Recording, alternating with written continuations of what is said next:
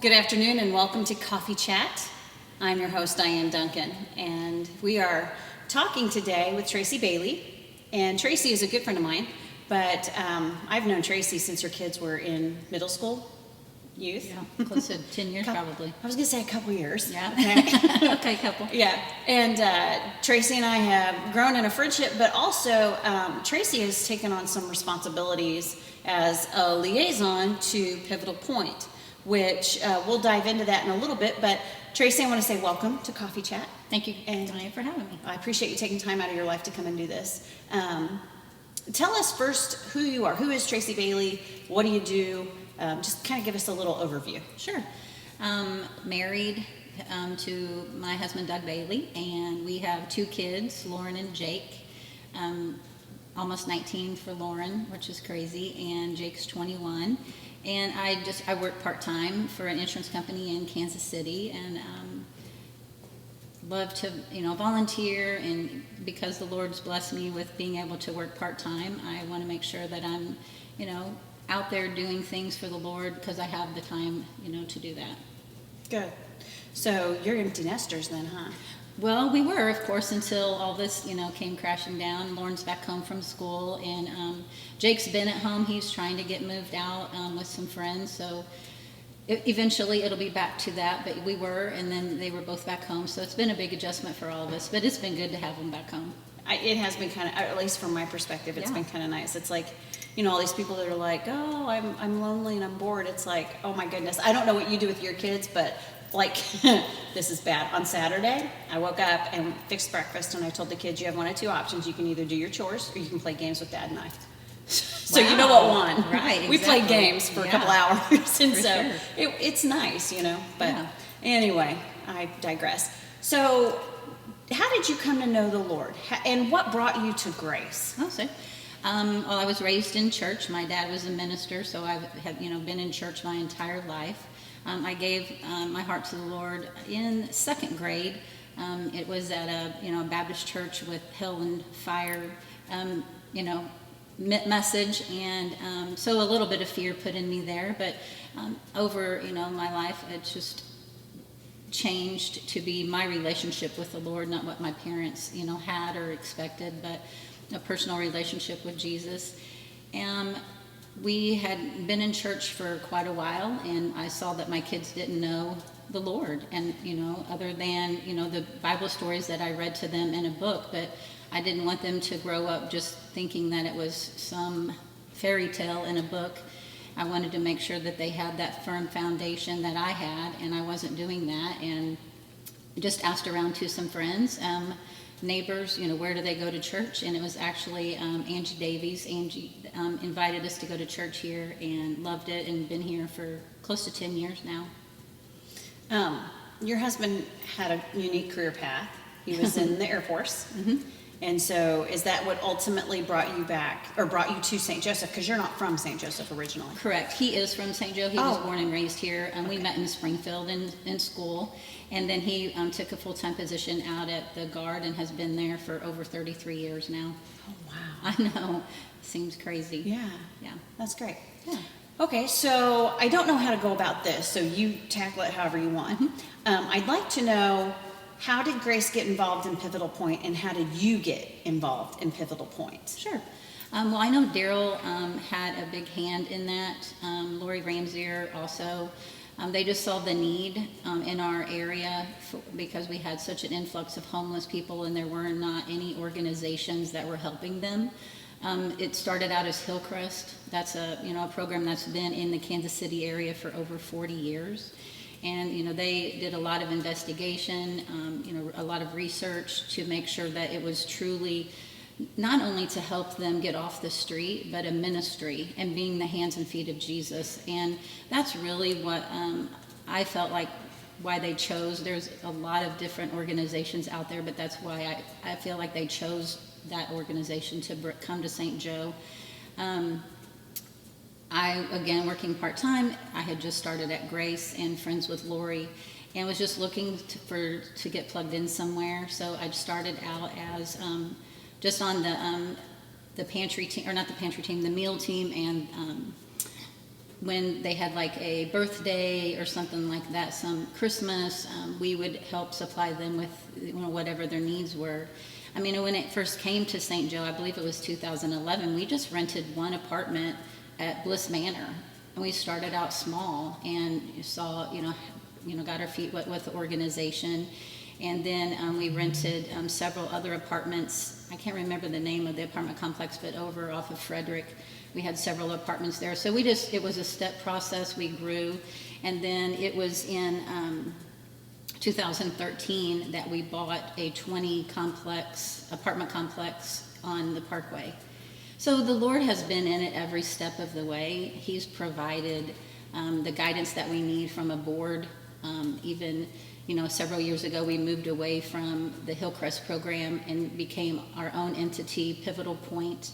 And I feel like the reason why we did that is because we wanted it to make sure that the Lord was in it, and then it was a ministry, and we just felt like that every penny needed to stay in the St. Joseph area, and that's how we've done that. So the board members that we've had over the years have just been instrumental in making sure that we're staying on track with what the needs are in the community, but also staying on track with how the Lord is leading and guiding us. Okay. And maybe I should have started with this question, because I'm thinking, I know Pivotal Point. I've known it since Hillcrest. I've gone in and helped clean up the apartments. I've helped purchase appliances. I've kind of had my hand in and out of different things. Yeah. But a lot of people might not know exactly. You mentioned homelessness, but can you tell us what the program is? Sure. So we obviously have the apartment complex. We have people that are either living with friends or truly on the streets or living in their cars. I mean, there's an application process that they have to meet the guidelines to come into the program. We've called it a 90-day program in the past. It's a per person basis, per situation. It's not you don't have this hard and fast rule of the 90 days, because every situation is different, and that's really something else that we're trying to focus on is personal needs. So when they come into the program, they are given an apartment, and we supply their groceries. We want them to get back on their feet financially. So they're expected to have a job, of course. That's number one, that they are working when they come into the program. And then every week they meet with a budget counselor, and we make sure that we know how much they made, and if they did spend any money, it has to be a needs only. They can't go through the drive-through at Starbucks and get a coffee, or even, like I said, if their child is having a birthday, they can't go buy a 98-cent box of Betty Crocker cake mix and even have that, because that is a want, that's not a need. So we have teams that provide those things for them. So it's a very strict program as far as financially.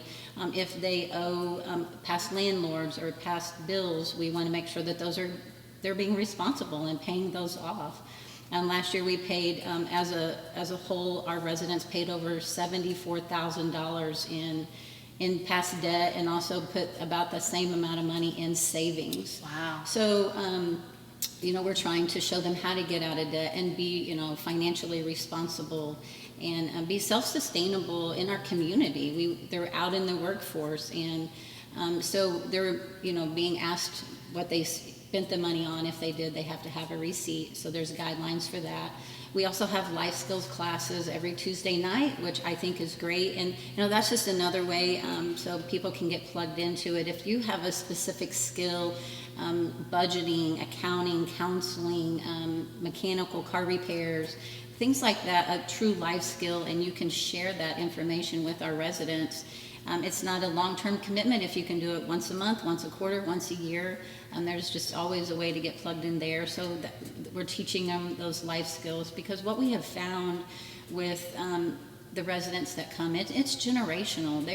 You see the people on the corner, and I'll confess I've been one of those that stereotype. I'm like, why are you here? Why don't you just go get a job? Why are you on the street? And from personal experience, the residents that have changed my perspective and truly changed my life and my thinking is, as we all know, in the situation that we're in right now with this, epidemic, things change. The rug gets ripped out from under you in the blink of an eye. I mean, I remember a young girl, married young, had children, stay-at-home mom. Her husband was in the military, so she hadn't hardly worked other than fast food in high school, and he went AWOL. And they lost their home, they lost their car. She has 2 children, and she has nowhere to turn. So there are situations that are out of their control. So, I mean, we have to come alongside them in those situations and give them a hand up. And that's one of our, slogans. It's a hand up, not a handout. And we have found that the majority of the residents that come, they're in it. They're in it to change. They don't want this lifestyle, or it's just been a generational circle, vicious circle that they've been in, and they haven't been given the life skills to get out of it. And they don't know how. They don't know how. Because it wasn't exampled in front of them. Exactly. So when you talk life skills, did you mention cooking? Absolutely. So people can come and teach how to cook. And yes, we couponing? love that. Do you have anybody that does couponing? No, but that would be a great one. I have a friend that does like the whole extreme couponing thing. Oh my goodness, that would be awesome. Yeah. And then budgeting. Absolutely. Do they go through Dave Ramsey, or is it just like a one-on-one kind of classroom kind of thing? Or so the weekly meeting is one-on-one, where they get their checkbook out and their receipts. So that's we're holding them accountable for that. But the life skills classes, it's different. Whatever you feel like would speak to the residents. I mean, a worksheet is what we're doing right now because obviously we can't meet together. So if you have a great worksheet for budgeting or an app, those are just different things that we don't use on a daily basis maybe, but if you think it would be helpful, we're all in. So I know you were talking about how Grace has an apartment. Yes. So explain what that means. What does that look like? Because I think we're up to 2 now, right? We are, yes. Right. Yes. So Grace writes a check for an amount each year to sponsor the apartment, and that really takes care of the lights, pays the utility bills, and if something happens, in the apartment that we need to, fix or maintain, it really pays for those things. But we also have several teams, and I'm just hardly can say the words without being emotional, how Grace has really, just come alongside Pivotal Point in many different ways, not just by writing a check, but we have 2 pantry teams. I shoot them the list, and they show up with bags and bags of whatever is on the list, and they're just so willing to do that. I have a meal team because what we like to do, because again, they can't go out and go through the drive-through at, KFC or Burger King. When they come in, we provide them with a welcome meal just to let them know that someone truly cares, that they're alive and breathing and that they're okay. And I found out, just in past relationships with the residents, is they really don't feel like anyone even cares that they exist. And that some of them have a hard time accepting it because they haven't been shown that even from their own parents. We've had a big influx of teenagers, so that's definitely an area that we want to help with. But so the pantry team, the meal team, we have the cleaning team. So what we've really been trying to do with that is when the residents move out after their stay, is that they leave it the way they found it. So it's normally just when a resident moves out, and because they've been asked to, that the cleaning team has to come in. But it's just amazing how people have been willing to step up and step in and come alongside Pivotal Point in a way that I couldn't even fathom. And it's because they love the Lord. There's no question in my mind about that. So you mentioned an application process. What does that look like? So the things that we're looking for is, what's their current situation? Do they have a job?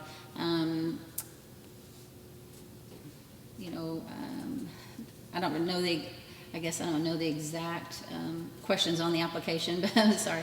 But, just looking to make sure that they're in it for the right reasons, that they're not looking again for another handout. We want to make sure of that, and that they're willing to put the work in. So there's an interview process for sure to make sure that that they're in it for the right reasons.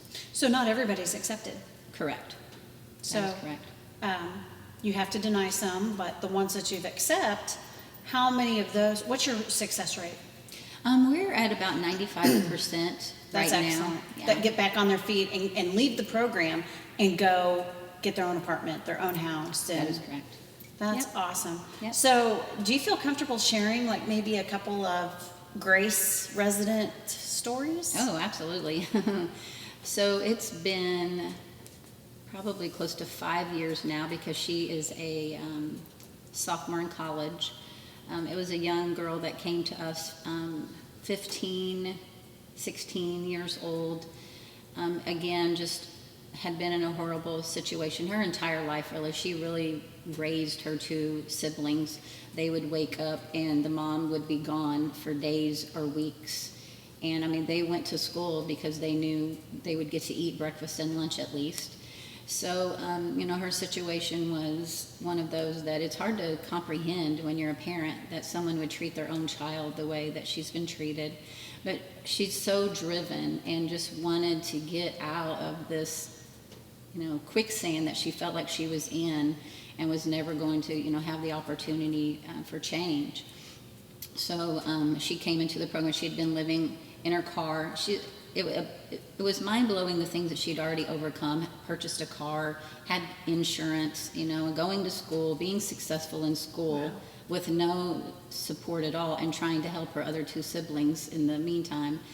So we saw her graduate from high school with honors, got all kinds of you know, help with college and scholarships, accepted to the nursing program in Missouri Western, and working, and just being a you know, successful. And you see the light come back in their eye, and just to see that you've given them some type of hope, that there is someone that loves them and cares about them.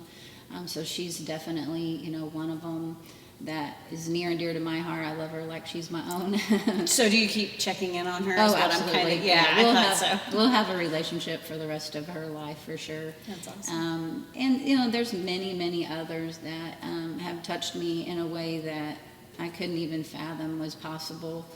And it's nothing that I've done. It's just them knowing that, again, like I said, that someone cares and is willing to walk alongside them and listen to, you know, what they have to say. And encourage and support. I'm sitting here listening to this 16-year-old that was doing so much, and I'm thinking, what if she would have had that, I'm so proud of you, keep up the good work, I love that you work so hard. Just those words of encouragement. What else she could have done? But I mean, it sounds like, wow, yeah, what a awesome young person. She definitely is, and she's going to be instrumental in, you know, the future of Pivotal Point. Even we have seen just a huge influx of teenagers living on the street or in a car or couch surfing, that they have no support and no stability in their life. And what we're looking at doing, and we currently doing, we have apartments where we have two teenagers, because most of them are 2-bedroom apartments. And so we have a lock, like a keypad lock on the doors. So it's like a common area where the living room and the kitchen is, and then they each have their own bedrooms that's, you know, secure. So that's working really well, because again, we're trying to change where, you know, they haven't been given the skills to, you know, why do you go to school? You know, why do you do these things? And so we're seeing, you know, a huge need in the St. Joseph area, and just praying that the Lord will open the doors, you know, if He wants us to move, you know, further with this, you know, what's His will, and how does Pivotal Point play a role in meeting the needs of our youth in the St. Joseph area. Before I go further down that road, I would like to talk to you about when you send them off. I know sometimes we have like cookies and punch here at Grace, and you know, we like to hear their testimonies and stuff, but Anderson Ford sometimes is a huge blessing. And tell us about that. Yeah, so that is a program that was at Anderson Ford. It's actually moved recently, but it's still an amazing program.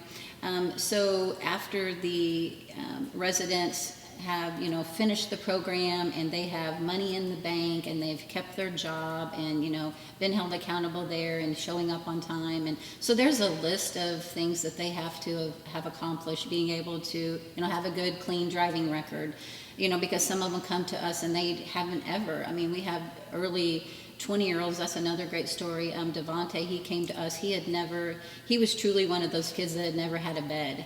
I wish that we would have videotaped him when he walked into the apartment and saw this, king size bed that was his. He literally walked into the apartment with a Walmart sack of clothes. Didn't have his GED, didn't have a driver's license. And, one of the pastors here at Grace came alongside him and helped him get his driver's license. And he has a great job. And just... I don't mean to interrupt, but he had a job. Correct. Tell us how he got back and forth to his job. Well, he walked. I mean, he would not even spend $7 on a cab. So he would walk. It was probably 6 or 7 miles to his job. He was on his feet for 8 hours during that job. And then at midnight, 1 o'clock in the morning, if one of his coworkers, wouldn't give him a ride home, then again, he would walk. I remember that. The Lord just instills in people this drive to overcome no matter what your circumstances are. And when Devontae got that truck, it's life-changing. And what was funny is the pastor that helped him, he was like, "Oh man, do you really need a truck? Shouldn't you just get a car? It's better gas mileage and all that." But the Lord knew exactly what Devontae needed, and he also knew what this pastor needed, because the pastor needed to borrow a truck. And he called Devontae and borrowed that truck. And I can't tell you what welled up inside of Devontae, because he had something that someone needed, and they needed him, so it was all God's plan. And so he's still doing really well. I check in with him on occasion, and still moving forward with his life. I love that story. Me too. He's just one of those kind of people, when you see him, when he smiles at you, it's like with his whole face, it's just, it's good stuff. And it's, I can't say enough, how thankful we are that Grace has come alongside us and support us in whatever we need. People come in and do maintenance or construction work. I know your husband's been involved in that in the past too. So it takes us all to support, our community and whatever those needs are. So before I get to the pantry, because that is such a vital lifeline to the whole program, let's talk about the thrift shop. Okay. What does the thrift shop on Frederick is called Pivotal Point Thrift Shop. It is. It's huge. It's in the old Eagles? American Legion. Yeah. Okay, I couldn't remember. And it's by the new Dollar General, by the way. I know, right? If you haven't seen enough of those. But wow, it's set out like a department store. It is. But tell us about that. How'd that get started? What does that do? What does it look like? Sure.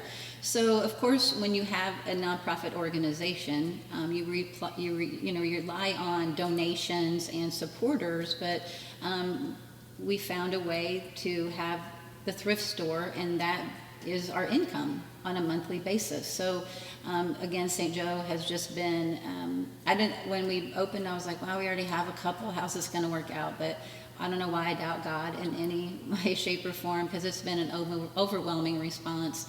The back doors are constantly, being fed with amazing things that come in, brand new things that we use in a later, day in the fall in our fall ball for baskets or giveaways, whatever. So what that does is provides a way that we know that we're able to sustain the program and pay the bills, and help with other things that our residents need, whether it's education, bus passes. I mean, it's really endless.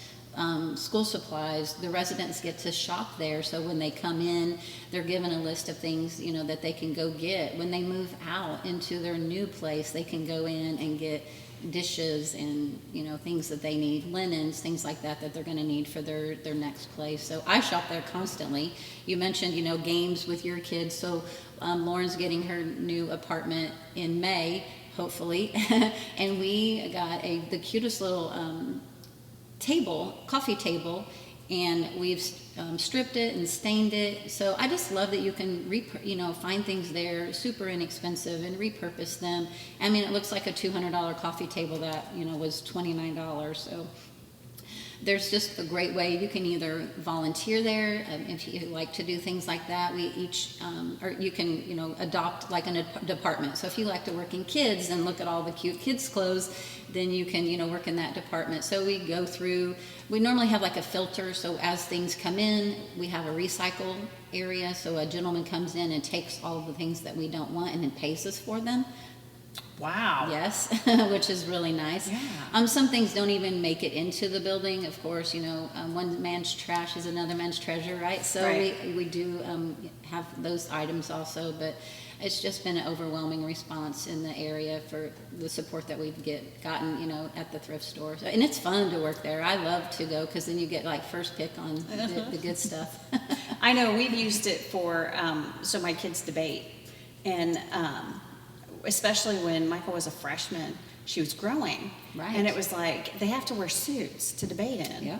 And I could spend $120 on a suit at Dillard's, or I could go to Pivotal Point. Exactly. And not spend even a quarter of that much. Yeah. And it was really nice as she was growing up. And then also for like school plays. Oh, absolutely. Oh my goodness. Yeah. And then centerpieces for women's ministry. How many times have we gone to Pivotal Point and gathered and had great centerpieces? Several times. Yeah. Well, I got a brand new Calvin Klein winter coat. It was like $6.99, I think. But yeah, you just never know. That's what I love about it. It's kind of like a treasure hunt. But definitely, we have uniforms. We have men's suits. It's really endless what you can find there. And it's going to a really good cause. Absolutely. Every penny stays right here in St. Joseph. And I love that. Me too. Because we are helping our own people get out of homelessness and desperation and probably sadness and depression. Absolutely. And restoring some pride and self-confidence, which, that's just, you can't put a price tag on that. You can't. Something else I wanted to ask you about was we do have, I don't know if people know it, but we do have a homeless young people population group in St. Joe and in the surrounding area. And I know that, when most people think homelessness, they think the people that are maybe living under the bridge or out by the river or, standing on the street corner. But kids are really good about hiding if they're homeless. They are. And that has become very evident to me within the last 5 years or so. And so what is, can you share? Can I even go here? What is Pivotal Point even looking at, thinking about when it comes to homelessness and teens? So, like I said, we have some apartments now. It's a different dynamic. Some of them are under 18, so how, legally, how, can we respond to that and help them? We're really just waiting on the Lord. Are we going to have a separate unit just for the, teenagers or young adults is really what we're looking at probably. It's been probably over a year ago now. We met with the local high schools and the counselors, and that they knew of. It was over 400 that they knew were in a situation of homelessness. That's an overwhelming number to me in such a small community. So we know that the Lord's going to open the doors, for that situation. What it looks like, we're not really sure yet. But we know that we'll be part of that in helping the youth. But that is in your vision, that you are aware, you've done some research. Absolutely. And how you said that was the counselors and admin at these schools are aware of. Right, that they're aware of. It could be more than hundreds and hundreds more. Because like I said, kids hide it well. Well, right. And even just like the one that I mentioned, it was really her school counselor that saved her life probably. Wow. Truly, saved her life because, she was the only one that would listen or cared that she was at school and gave her the tools, to keep coming and keep going. And, so those school counselors are a vital role in making sure that these kids have some type of hope. And knowing that they have resources and partnerships like Pivotal Point to turn to. They know the phone number to call. Yes. And say, hey, this child is in this situation and we need your help. So, but yeah, it is definitely on our radar. We will definitely have a part in that. Just waiting on the Lord and the timing to open those doors. But I'm just thrilled to hear that because I had heard that. And I was thrilled to know that you guys were looking into that because that is such a huge problem that I don't think most people in the area really think is a problem, aren't aware that it's a problem. Right. Because it's, like I said, I mean, kids hide stuff. They do. Kids are embarrassed. They're not to that point where they'll stand out on a street corner and ask for money because they want to seem normal with all their cohorts at school. For sure. So they do have a tendency to tough it out and hide it better. So I was really thrilled because kids are very near and dear to my heart. So Yes. Okay, so let's talk about the pantry. Mm-hmm. The pantry provides food for them to cook. Correct. It also provides like the cake mixes and stuff like that for birthdays. And so tell us a little bit about what all is in the pantry. And I would love to know, what are some of your deepest needs, Okay. wishes, even Right. just some desires, and then how can we go about getting them to Pivotal Point? Yeah. During right now, especially. Especially now. So, I mean, just to throw out a number, last year we provided over 38,000 meals in a year to our residents. Because again, we want them to put money in savings. We want them to pay down their debt. So they have to have a meal plan, so they don't just come in and randomly shop like I do when I go to the grocery store. I actually have a plan, which is good. So they know exactly what meals they're going to prepare that week. And then, I mean, we literally have, a dry, canned goods and dry goods, and we don't always have a big supply of beef and bacon and things like that. So sometimes they would have to go purchase those items. Hopefully, we can partner with someone that has a farm or cattle farm or something like that they would be able to donate on a regular basis, because that's just something that we can't go out and purchase. So they have a meal plan, they shop for that, and then it's checked off. And then, they're not eating out, so they're preparing some type of meal on a daily basis for their family, which that's what I love about, if you're one of those special people, like you said earlier, about, cookies with 3 ingredients. The residents work, and some of them work 2 jobs, so they don't have time to prep. So if you're one of those that has, these great quick meals, or a crock pot meal, and you have a lot of great recipes for that, please share them with us, because that's what we're looking for. Because again, they haven't been given that life skill on how do you take a pound of hamburger and transform it into dinner. So those kind of things are very helpful.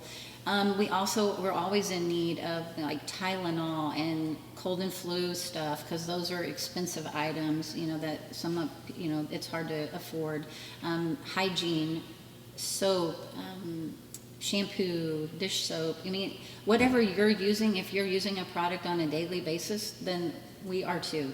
And it's multiplied by 19 apartments. Yeah. So, there's a couple of different things that you can do. You can either go out to stjosephpivotalpoint.org. No, Pivotal Point, St. Joseph, sorry, .org, and donate there. If you don't feel like you can go to the grocery store right now, I know that it's very different times right now. Or we also, at the thrift store, it's closed right now, but we do have a tub sitting out by the front door, so you can drop those items off. We're always in need of diapers. I don't remember how many children we have in the complex right now. It's a lot, and the size 4 and 5 diapers were on the list of items that we need, always desperately. If you have children in diapers, you know how fast you go through those. Yes. Thank God we're past that age, right? I know. Yes. So those are the items, but like I said, if you're using it on a daily basis, that's something that we're using on a daily basis. But box meals, spaghetti sauce, tuna, canned meat, things like that, non-perishable items. Because we just never know when, the influx that we have of people coming in or going out sometimes. So. And so you also probably need like Pledge and Cleaning supplies. scrubbing bubbles. Absolutely, yeah. Comet. Sponges. It seems like we go through those a lot. So, yeah, cleaning items for sure. Mops, brooms.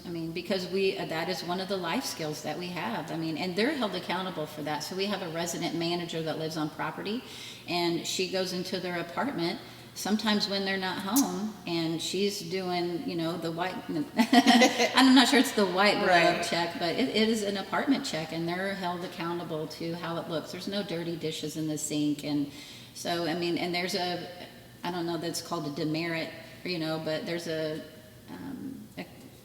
A system. a system, and if they're not meeting those requirements, then they, get a check, and after so many of those, then they might be asked to leave. Hopefully not. Hopefully they can correct that and move forward. But you'll have those one-on-one sessions where you go, hey, Absolutely. last time so-and-so was in here, and you'll go over it, and so they have a chance to correct. Absolutely. Good. Yeah.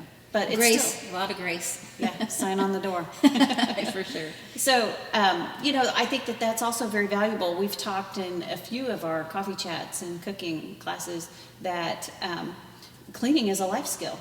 Cooking is a life skill that a lot of times young people that go off to college or go straight to their own apartment don't know how to do those things. So it's neat that you're teaching them, or that Pivotal Point is teaching them, so that they're better equipped to go out and be on their own and be successful. Well, for sure, because when they leave Pivotal Point, they're going to be out in the community renting from a landlord, and we want them to make sure that they understand and have been taught that this is not their property, and you maintain it and you keep it in a way that's responsible and respectable, and that way you won't have problems finding a place to live because you're not maintaining how it should be. So is there a list of needs on the Pivotal Point website as well? There should be, yes. Okay. Mm-hmm. So, well, I'm going to wrap this up, and I want to say thank you so much for coming out and enlightening us about who Pivotal Point is, what good they're doing in our community. I mean, really, that's just a win-win for them, but also for the community of Northwest Missouri. Getting people out of homelessness and helping them be successful is awesome. I'm so glad that we were blessed to have that group here. So you can go to the Pivotal Point website, which was pivotalpointstjoseph.org. That's correct. And you can look up things there. If you have a question for Tracy, you can email me at Dyann, Dyann, at graceontheweb.org, and I will get Tracy the question and get you an answer as soon as we can. So Tracy, again, thank you so much for coming. I appreciate your time. This has been very nice. Thank you, Dyann, for having me. And I do just want to say real quick how much we appreciate Grace Evangelical Church and their partnership. We can't do what we do in St. Joseph without partners like Grace Church and other churches and other businesses in the area. And I hope you know how much we appreciate all that you do for us and your partnership. So, and all of my teams, my meal team and my pantry teams and cleaning teams, thank you for coming alongside of us and being in the trenches with us and supporting Pivotal Point. So thank you. All right. Thank you, and be sure to join us again next week. Take care and have a good day.